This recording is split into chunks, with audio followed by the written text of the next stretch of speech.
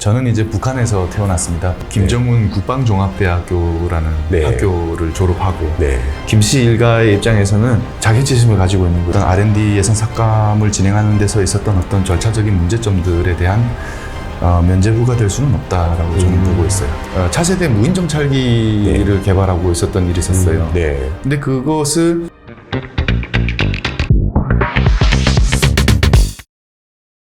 네, 의원님 반갑습니다. 반갑습니다.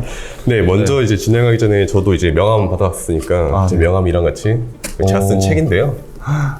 네, 한번 홍보 한번 드리고 고맙습니다. 나가겠습니다. 네. 반도체 관련된 책인데 네. 네, 한번 봐주시면 좋을 것 네. 같습니다. 그럼 이제 본격적인 질문 드리기 전에 네. 그래도 과학기술의 일이라면 이 정도는 알아야 된다라고 생각되는 문제가 상식 그래요? 퀴즈를 5개를 정도 준비를 했어요. 5개요? 네. 근데 가면 갈수록 난이도는 높아지고 네. 이거 저 바닥 다 드러나는 거 아니에요? 아닙니다. 첫 번째 질문. 네. 쉽습니다. 네. 다음 중 아인슈타인의 특수상대성 이론에 따라 도출되는 식은? E equal MC 스퀘어 아닌가요? 네, 맞습니다. 아유. 이 정도입니다. 그렇구나. 네. 네. 두 번째 문제. 다음 중 우주에서 가장 많은 원소는 1번 수소, 2번 헬륨, 3번 탄소, 4번 산소. 약간 헷갈리는 우주에서 네. 우주라고 하면은 네. 수소. 수소 정답입니다. 네. 이제부터 한 고등학생 수준으로 올라갈 것 같은데요. 네. GPT의 약자는 무엇일까요?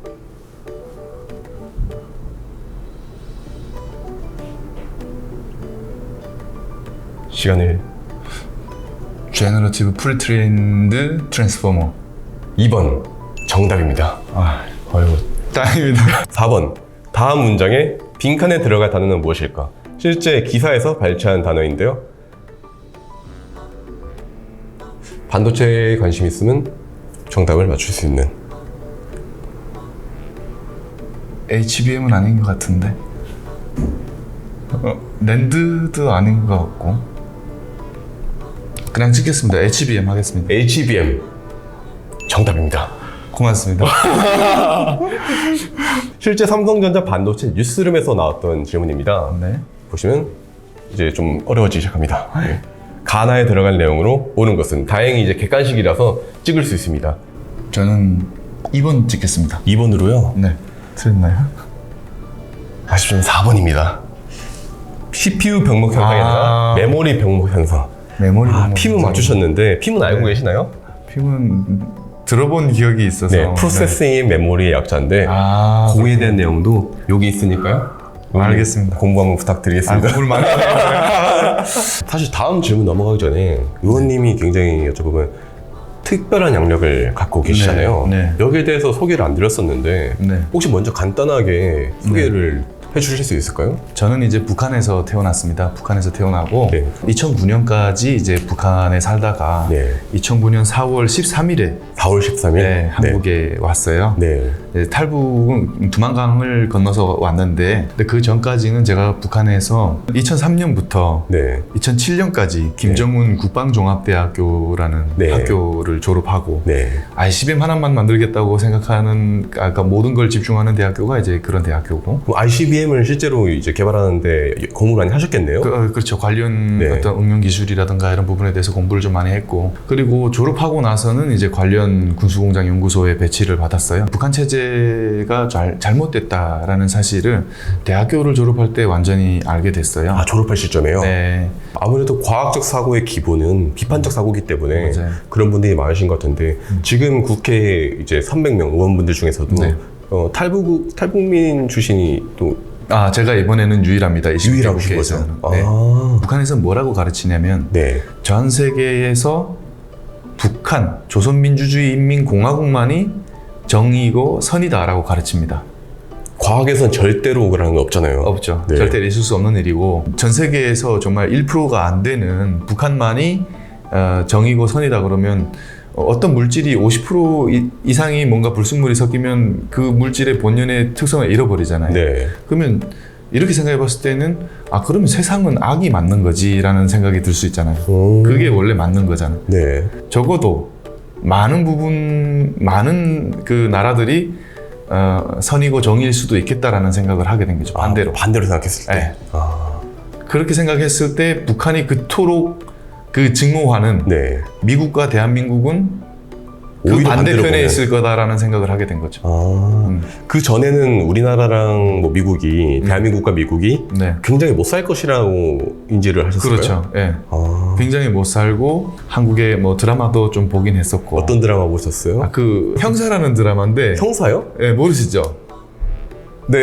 SBS인가에서 나온 시트콤이에요. 네. 아, 이게 진짜 사람 사는 세상이다. 자유롭게 말할 수 있고. 네. 그 살아가는 어떤 사람들의 생활 그 어떤 환경들이 그대로 나오는 거니까. 그리고 사람들이 생각하고 그 말하는 것도 그렇고 그 삶의 그 모습들이 아, 이게 진정으로 사람 사는 세상이다라는 걸 느끼게 됐고. K-pop 이런 것들을 이제 한 300곡 정도를 얻어서 또 들었어요. 그것도 잠을 안 자고 다 들었어요. 너무 다르구나, 북한이랑. 그렇죠. 아, 이게 그래. 이 음악도 어떻게 보면은 사람 사는 모습을 표현하는 음악이다라고 저는 본 거죠. 컨텐츠 힘이 생각보다 굉장히 좀 상당한데. 엄청나죠. 그 북한에서 이제 처음 잘하셨으니까 네. 어찌 보면 중국은 그래도 북한의 우방국이라고 봐도 뭐할까요? 이 좀 애매한 국민들이. 관계예요. 이게 어떤 북중 관계는 어떤 순망치안의 관계라고 하지 않습니까? 네. 근데 이 균형이 네. 중국 쪽으로 기울어져 있는 거죠. 그래서 중국이 일방적으로 북한을 보호해주거나 지원해주는 그런 상태입니다. 근데 북한 입장에서는 고마워해야 되겠죠? 네. 근데 고마워하지 않아요. 왜냐하면 자격지심이 있어요. 김씨 일가의 입장에서는 자격지심을 가지고 있는 거예요, 중국에.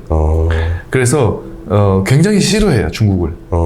그리고 도와주다 보니까 일부 약간 내정 간섭을 하려고 하는 경향도 있어요.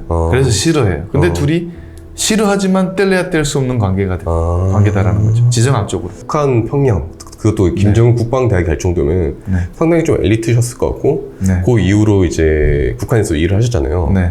신뢰가 안 된다면 북한에서 받았던 그때 월급이 얼마 정도? 아, 북한은 사실상 네. 월급이 의미가 없는 나라입니다. 무슨 말이죠? 월급을 받아봤자 네. 그걸로 뭐 그 한 달치 월급으로 한 달치 식량을 살 수가 없어요. 무슨 말이죠? 어떻게 그게 이게 뭐냐면 인플레이션이 와 있나? 인플레이션이 아니라 네. 국가에서 주는 돈이 없다라는 거죠. 대신에 배급이라는 걸 해요. 돈을 안 주고 배급을 한다? 네, 쌀 같은 거 이렇게 식료품을 제공을 하는 거죠. 배급제로. 네. 근데 이 배급제가 저는 군수 분야에 있었으니까 네.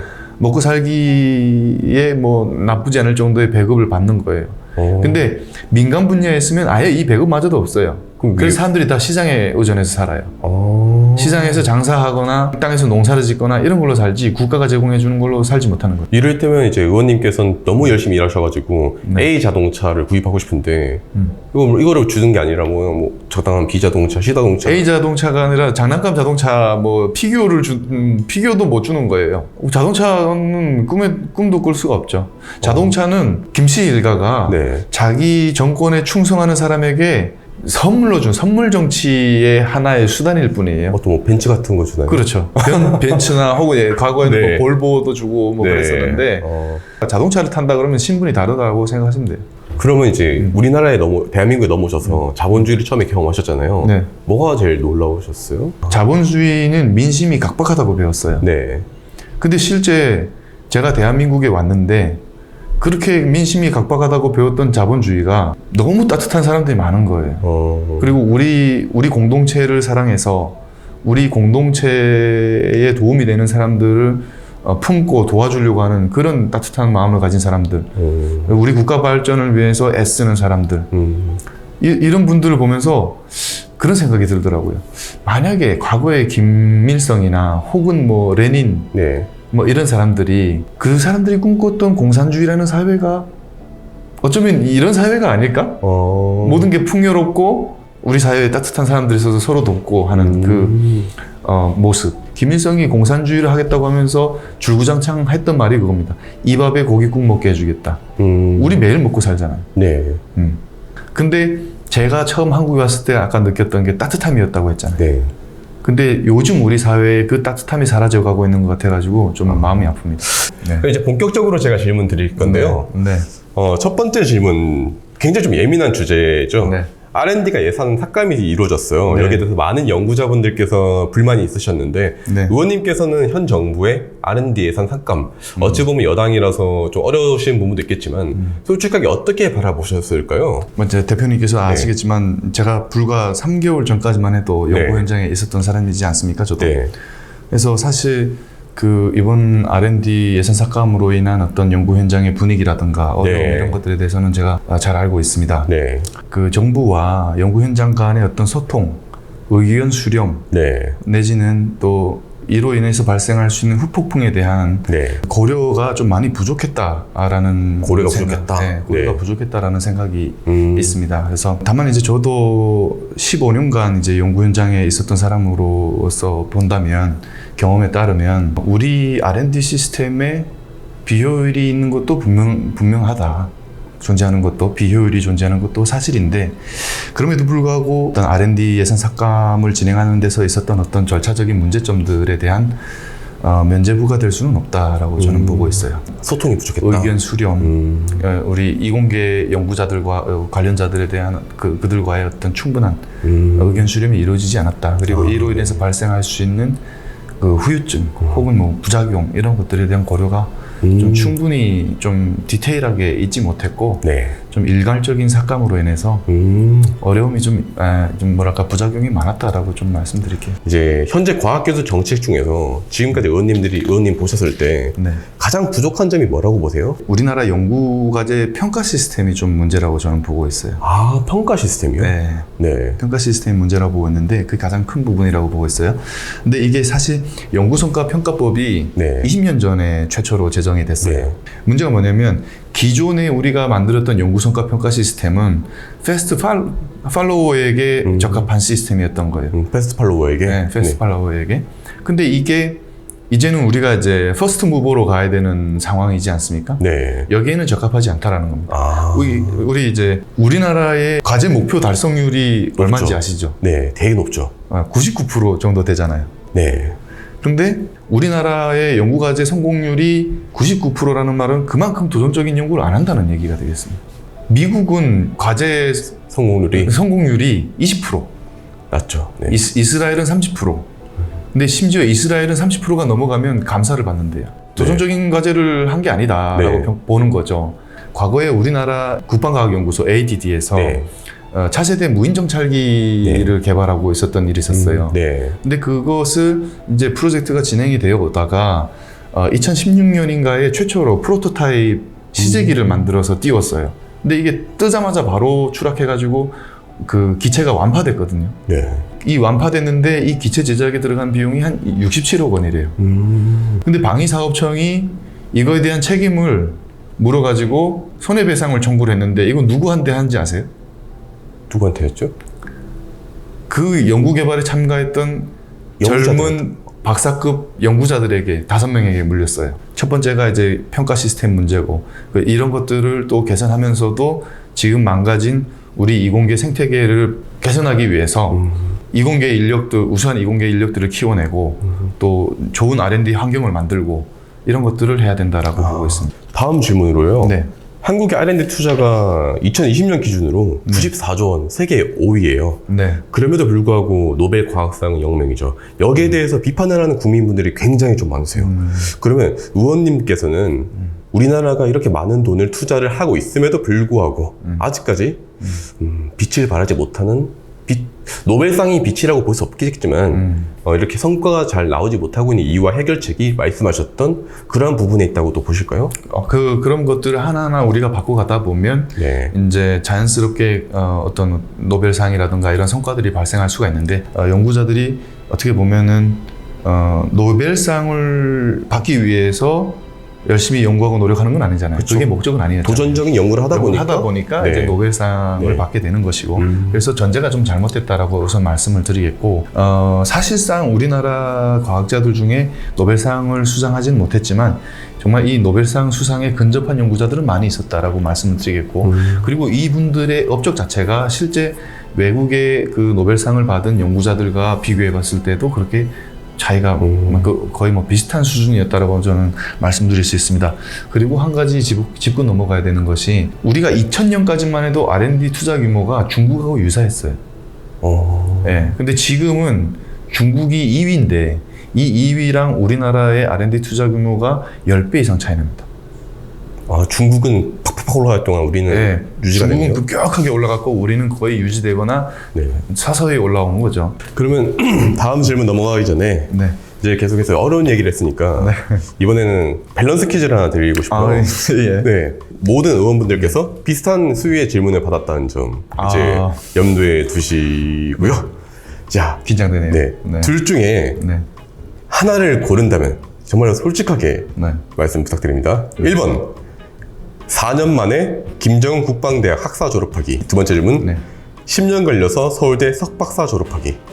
당연히 10년 걸려서 서울대 석박사 졸업하기입니다. 아, 정말요? 네. 10년이나 걸리는데 안 그래도 합니다. 많이 힘드셨군요. 뭐 네. 그런 부분이 있기는 하지만 네. 많은 시간이 걸릴지라도 사실상 북한에서 김정은 국방종합대학교가 아무리 엘리트 학교라고 할지라도 네. 그곳에서 배우는 기술과 네. 우리나라 최고의 대학교에서 배우는 기술과는 기술 격차도 크고 네. 또한 이제 김정은 국방종합대학교에서 배웠던 기술은 사람을 살상하는 무기를 개발하는 기술이고 이 서울대에서 배운 기술은 제가 이제 우리 인간의 삶을 좀 더 낫게 하는, 네. 우리 인간의 삶을 좀 더 풍요롭게 하는, 네. 사람을 살리는 기술을 배웠다. 네. 이 차이라고 말씀드립니다. 실제로 서울대 재료공학과를 졸업을 하셨으니까. 네. 네. 그러면 두 번째 질문. 또 있군요. 천안함에 관심이 많으시더라고요. 천안함. 둘 중에 네. 누가 더 국회에서 문제인가? 1번 천안함이 북한의 소행이 아니라는 의원들. 2번 R&D 예산 삭감에 동의하는 의원들.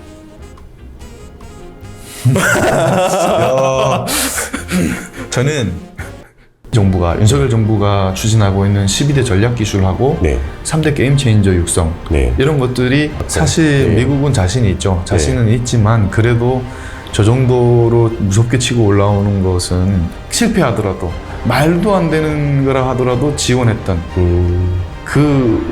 R&D 지원이 있었기 때문이라는 거죠. 네. 그 친구의 그 열정 때문에 그냥 조금 연구비를 주었대요. 근데 그 연구비를 받아가지고 1차 연구를 수행하고 과제평가를 하는 때가 다가왔는데